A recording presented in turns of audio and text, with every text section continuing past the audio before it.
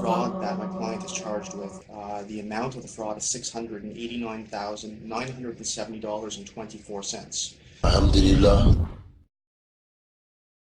I met up with a woman, and that woman, she was Muslim, and her mom, she told me that I should look up into Islam, and it's then that I started doing my own research. So I was reading like books, and I read the Quran, and I was really surprised to find that in the Quran that they had like the same prophet that there was in the Bible. Even at a point that I didn't understood how Muslim will understand the Quran, because in the Bible they have like the beginning of the story, and the Quran just completed it.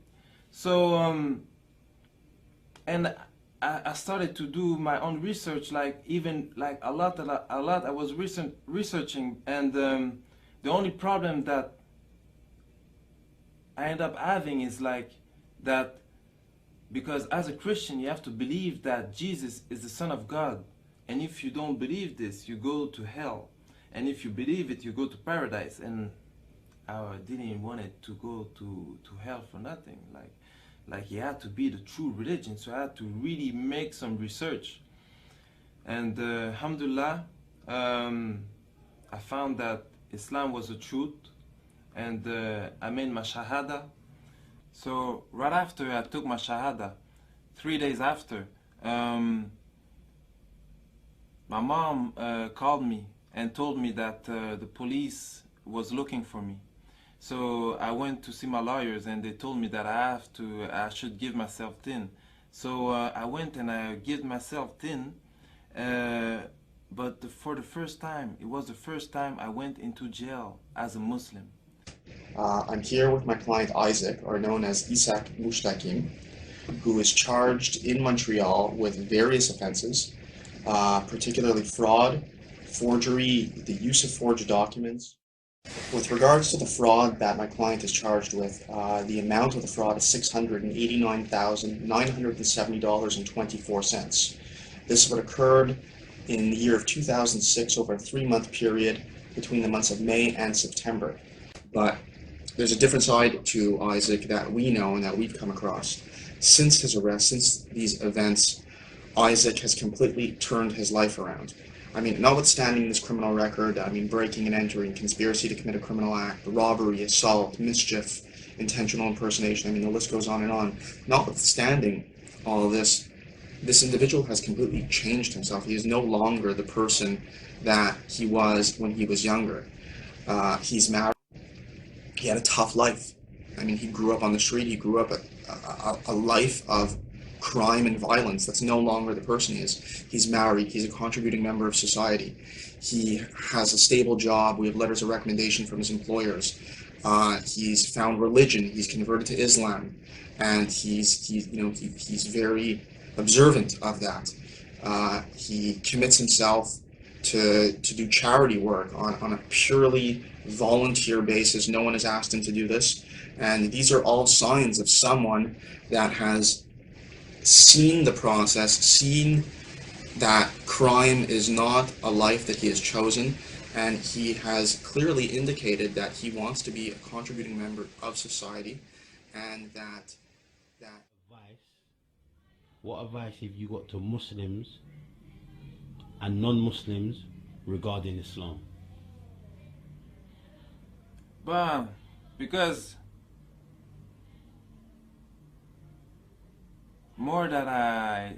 before I never knew like Muslim people.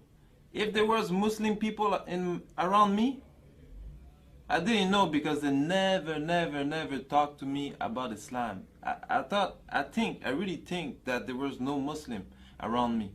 But now that I'm a Muslim and I'm just like hanging out with Muslim and seeing Muslim, there's a thing that really like get me sad, you know, is because me before I used to like a lot of I used to like a lot the tattoos, and on my head a tattoo get money. But more that I see little kids, like young kids, young Muslim, I realize that they have the same tattoo that I have, but not on their head. They have it on their heart. And they want to compromise their Islam for money, for like seriously, stupidity. Like I don't, and that get me like really sad. That they don't know the value of what they really have. Because Islam gives me an happiness that everything that I had in my life, like all the money, the girls, because with a lot of money comes the girls, the money, the girls, the house, the condo, like all that life never give me a happiness that I have today, a happiness that lasts. And for the non-Muslim, seriously, before, like I didn't know nothing. For real, me before, I will never thought I will be a Muslim. Never. Never. So seriously, like, what they're showing like in the media, because we all think like, we think like Muslim is like crazy people with beard that want to blow themselves up. Like I don't understand. Like what you see in the media is not the real thing. Really, if you want to learn something, you open the book and you read. And before I used to not read, never read. But seriously, when you read about Islam, it's the best thing that you can learn. And even if you're not interested about changing your religion or getting a religion, at least just read it for like education. Just read it so you know what they're talking about. Why so much people are turning into Islam? Why? You have to question yourself, like, because everybody has a brain. Maybe you believe there's a God or not. I believe there's a God, and a God like give us a brain, and the brain is to think. So I just ask you to think by yourself. Don't think like don't just follow what the media gives you. Like think by yourself and read. Like read the Quran. There's translation of the Quran in French, in English, in all the language. So just read, try to really learn about Islam, and don't look what the Muslims are doing, because that's a lot of people say like, but I know a Muslim. A lot of Muslims, we're human beings and we all do mistakes, and there's a lot of Muslims that like there's only one Muslim, and that was a prophet that really like can live what the religion, the Prophet ﷺ, like that really like lived what the religion was teaching. But all the Muslims, most of the Muslims, even me, I'm